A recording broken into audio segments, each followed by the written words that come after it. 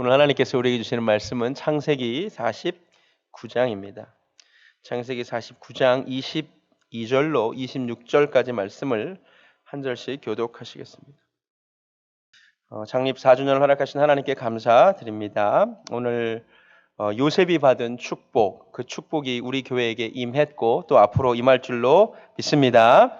요셉이 어떤 복을 받았습니까? 22절을 보니까요.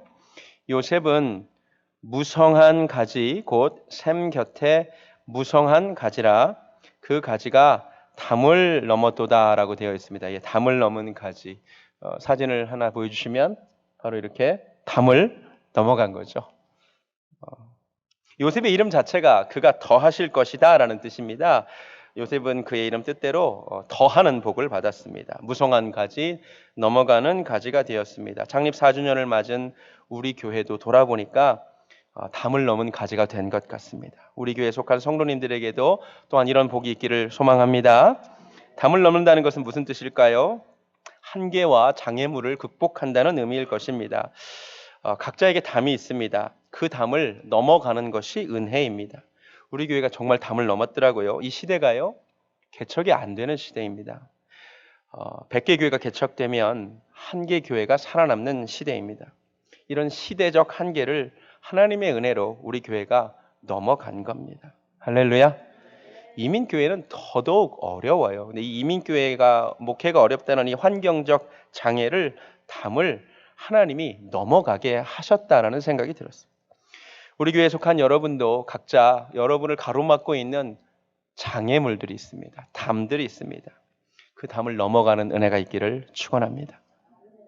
우리 미국 살지만 한국인 이 비주류로서의 한계가 있어요. 장애가 있어요. 넘어가시기 바랍니다.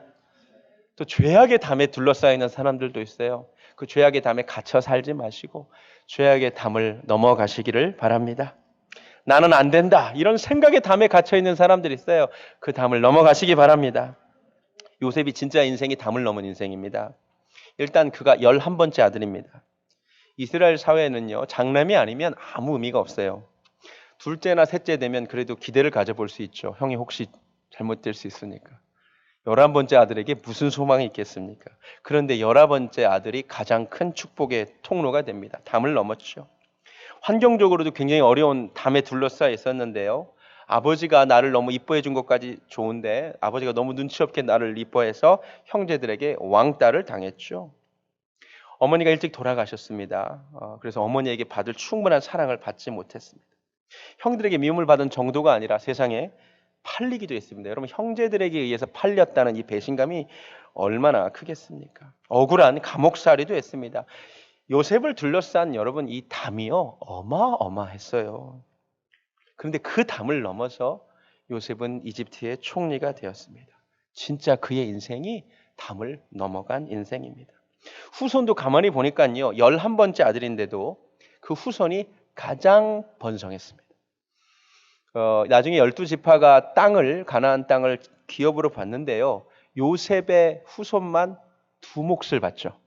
왜냐하면 요셉의 아들 므낫세와 에브라임이 각각 한 지파로 인정을 받잖아요.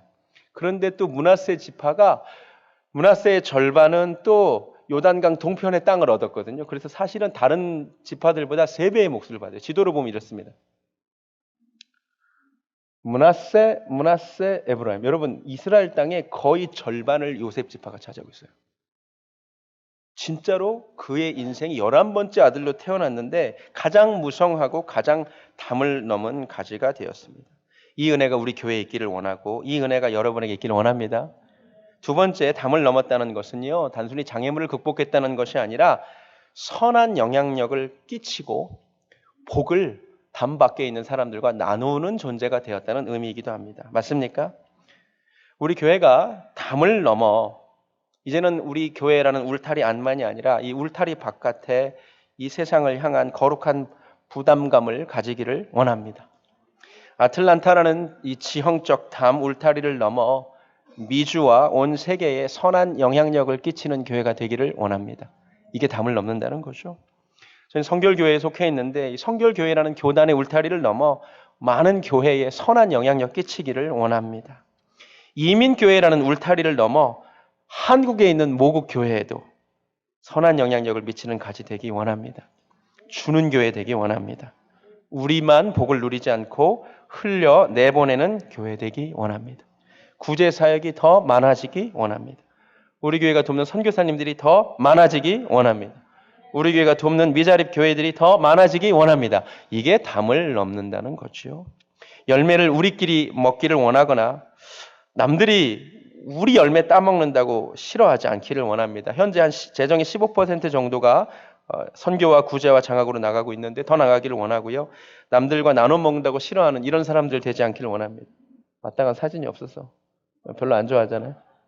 내 건데 넘어가서 따먹는다는 거죠. 우리는 기뻐하기를 원합니다. 2부 때 애들하고 같이 예배를 드려야 되기 때문에 이런 걸 준비한 거예요. 애들이 중간중간 이런 게 없으면 집중을 안 해가지고. 담을 넘는다는 것은 이제 그런 의미고요. 그런데 담을 단순히 넘는다는 것보다 더 중요한 것은요. 오늘 말씀대로 무성한 가지. 근데 이게 번역이 조금 애매한데 무성하다는 게 그냥 영어로는요. fruitful이에요. 그러니까 열매를 맺은 가지가 되는 것이 중요합니다. 그렇죠? 열매도 없는데 그냥 넘어가기만 하면 무슨 의미가 있겠어요? 넘어가는데 나눠줄 열매가 있어야겠죠. 이렇게 그렇죠? 열매가 있고 넘어가야 남들이 따먹을 수 있는 거죠. 우리 교회에 사랑과 희락과 화평과 오래 참음과 자비와 양선과 충성과 온유와 절제, 성령의 열매, 하나님이 맺히기를 원하시는 열매가 맺혀진 다음에 넘어가는 것이 의미가 있겠죠. 할렐루야. 열매를 없는데 넘어가면 무슨 유익이 있겠습니까? 괴물이겠죠. 나아가 그 열매를 나누지 않는다면 무슨 유익이 있겠습니까? 우리가 먼저 열매를 맺기를 정말로 소원합니다. 요셉이 받은 축복, 열매 있는 무성한 가지, 담을 넘는 가지가 된 비결은 무엇입니까? 넓게 영향력을 뻗치게 된 나무가 된 근거는 이유는 무엇입니까? 가만히 봤더니 비결이 22절을 다시 보니까 샘 곁에 무성한 가지였기 때문이죠. 비결이 다른 곳에 있지 않고 샘 곁에 붙어 있었기 때문이죠. 조금 더 정확하게 말하면 비결은 가지에 있지 않고 보이지 않는 뿌리에 있었네요. 그 뿌리가 샘 곁에 붙어 있었기 때문이죠. 우리 교회가 담을 넘는 가지가 되기 위해서는 은혜의 샘, 말씀의 샘 대신 하나님께 붙어 있어야 할 줄로 믿습니다. 요셉이 담을 넘는 가지가 된 것이 요셉의 타고난 능력 때문이라면 우리에겐 희망이 없죠. 성경이 말하기를 요셉이 타고난 능력 때문이 아니라 샘 곁에 있는 나무였기 때문에 담을 넘었답니다. 우리도 하나님께 붙어 있으면 넘어가게 될 수 있을 줄로 믿습니다. 뿌리는 그런데 보이지 않는 영역이죠. 보이지 않는 부분입니다. 가지는 드러난 영역이지만 뿌리는 보이지 않는 영역인데 보이지 않는 부분이 샘과 연결되어 있습니다. 남들에게 보여지는 시간이 아니라 보여지지 않는 시간에 하나님께 연결된 사람만이 열매 맺는 인생이 됩니다.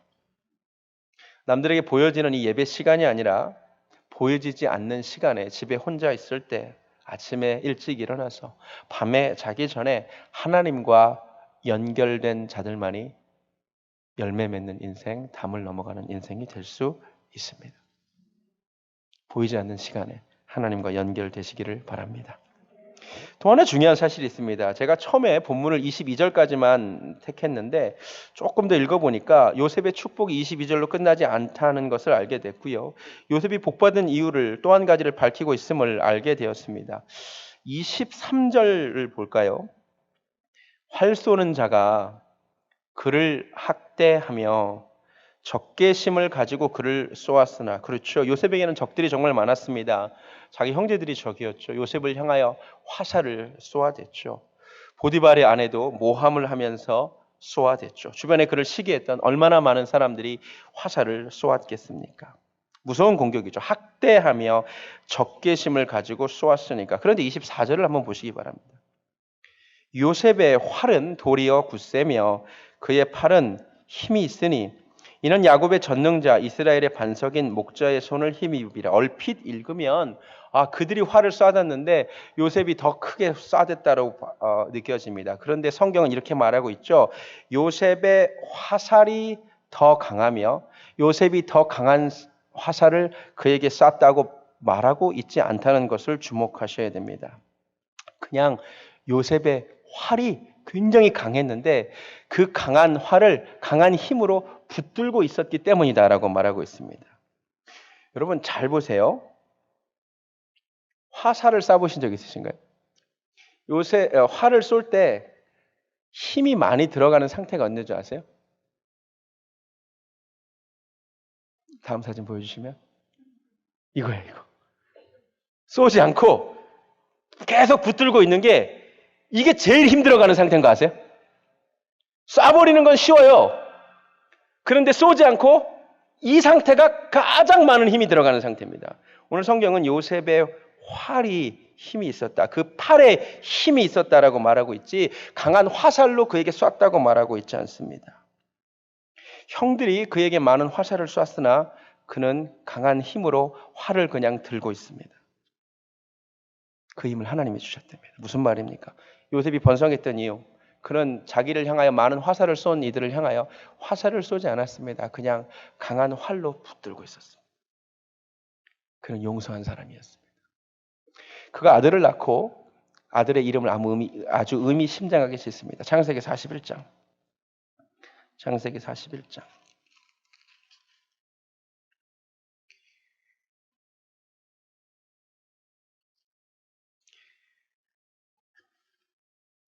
51절.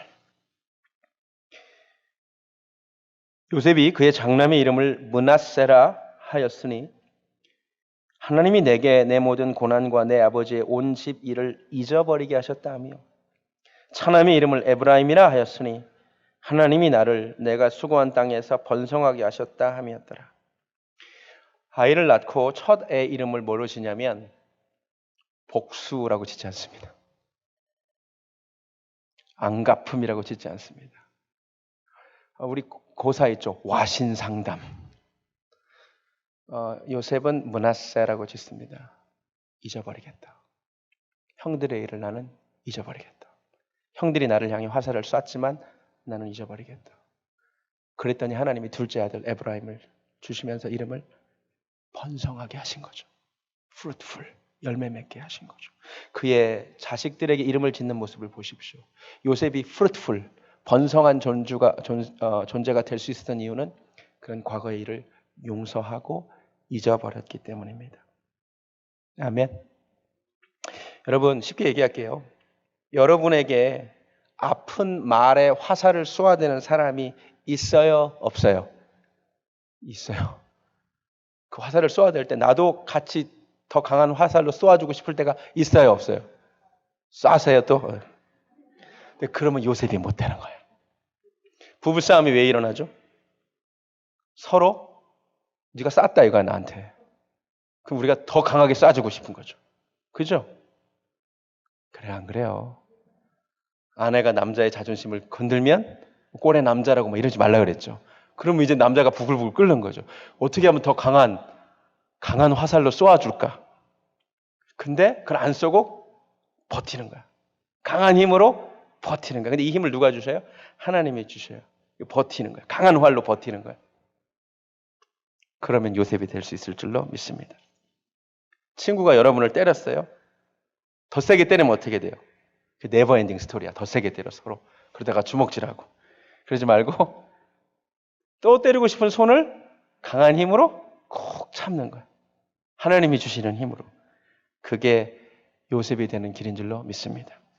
제가 오바댜 설교할 때도 얘기했지만 수십 년 전 신혼 초에 며느리한테 서운한 거 지금도 품고 계시는 시어머니 그거 용서해야 돼.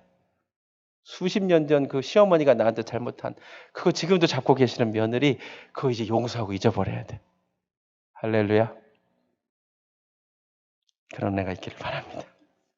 마지막 또 하나 중요한 사실이 있는데요. 창세기 49장 28절 한번 보시겠습니다. 야곱이 12 아들들을 위한 축복을 쭉 하는데요. 솔직히 까놓고 얘기하면 다 복이 아니야. 어떤 자식은 저주를 받아요. 르우벤은 막 혼나요. 시므온과 레이도 막 욕먹어요.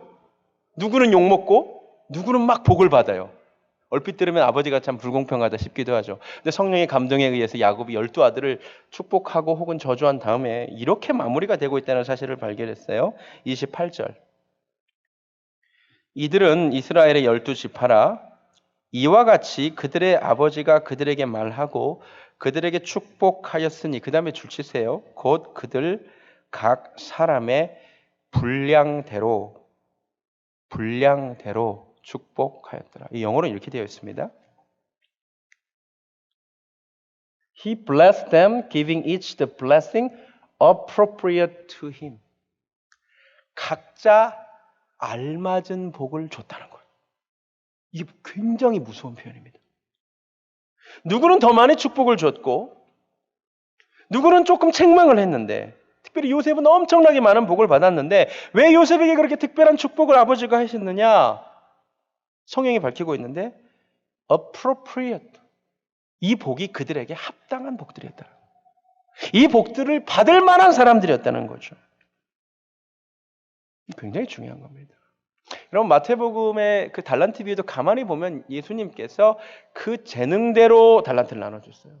달란트가 재능이 아니라요. 이미 재능은 다 파악하고 계시고 5달란트를 받을 만한 사람에게 5달란트를 주셨고요. 2달란트를 받을 만한 사람에게 2달란트를 줬어요. 그 분량대로 하나님이 주셨습니다.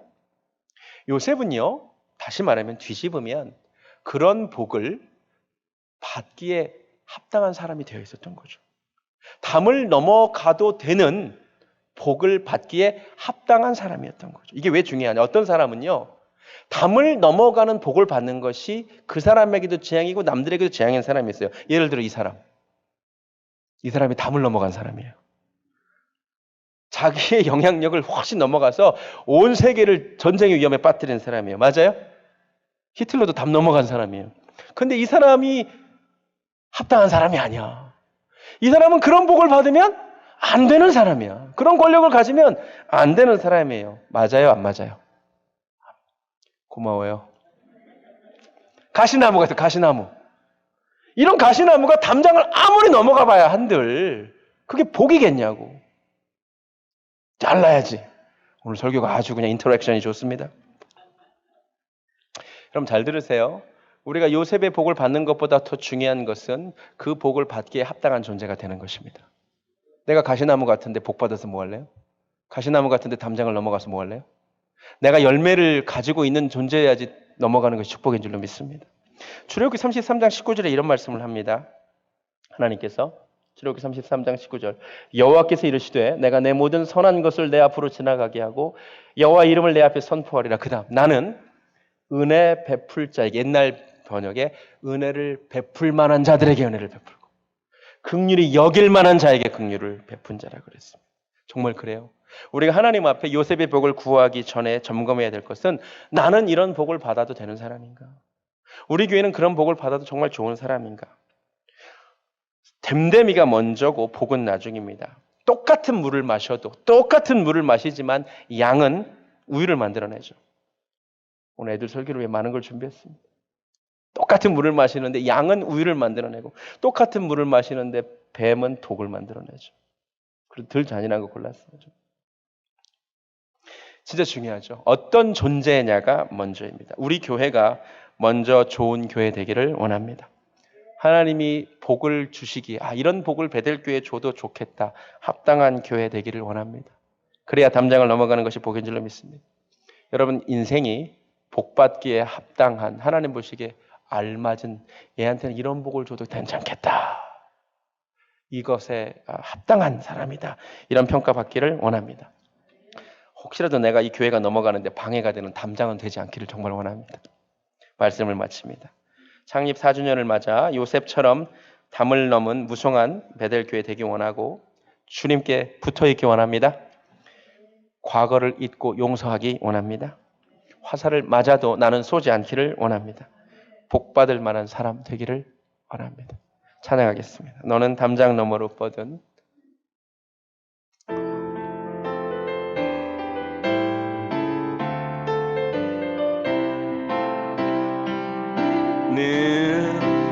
담장 너머로 뻗은 나무 가지에 푸른 열매처럼